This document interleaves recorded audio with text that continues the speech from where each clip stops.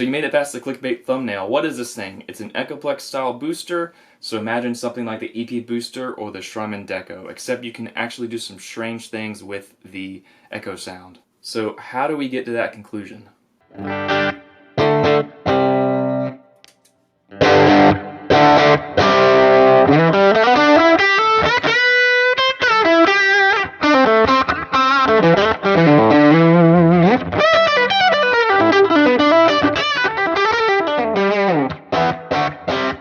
This thing is one of the most misunderstood guitar pedals on the market. Not even EHX knows what this thing does. They say it's an effect for warming up the harshness of your digitally processed guitar, or for thickening up your already warm sound. How?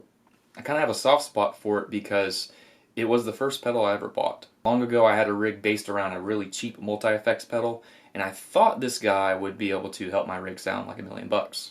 But now that I'm older and hopefully a little more experienced, I kind of have a better idea on how to use this thing. Volume and gain are pretty self-explanatory. This is unity in and out for the pedal. If you turn more gain up, you'll get more push into the amp. The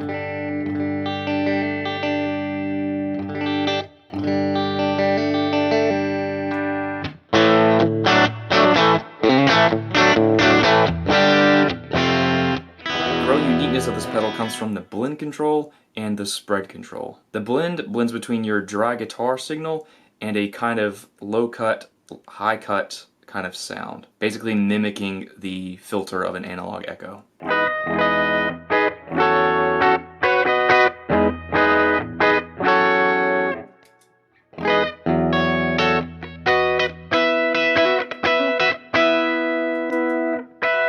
spread knob in the second half of its range dials in basically a slap back echo.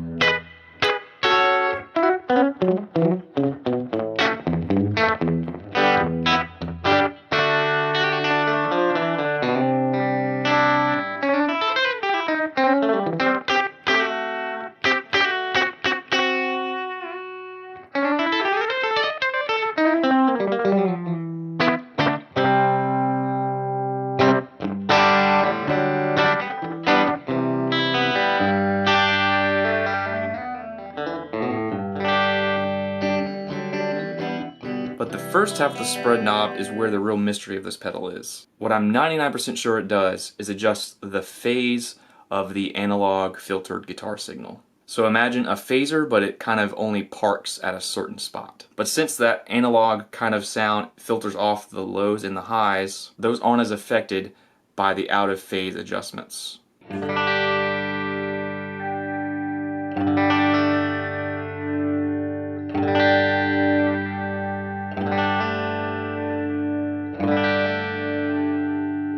A lot of people would call this pedal too subtle to use, and honestly it's a bit true. I mean, if you're not using it just for the volume and gain boost, it's kind of hard to notice what's going on. What can you actually do with this pedal? Well, aside from the kind of slapback kind of sound, you can use it as kind of an analog saturation. So you can kind of turn like a Telecaster into a Les Paul.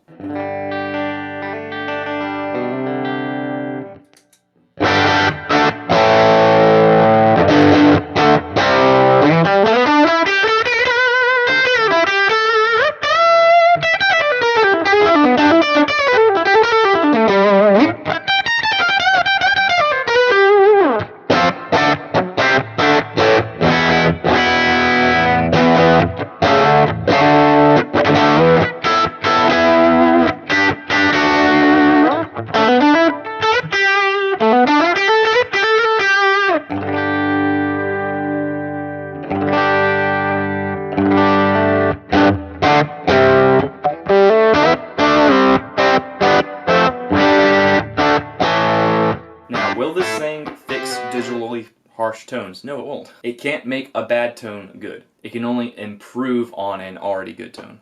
It's definitely in the subtle kind of camp. And as long as you don't expect it to do something it's not meant to do, it's cool. It could be worth your money.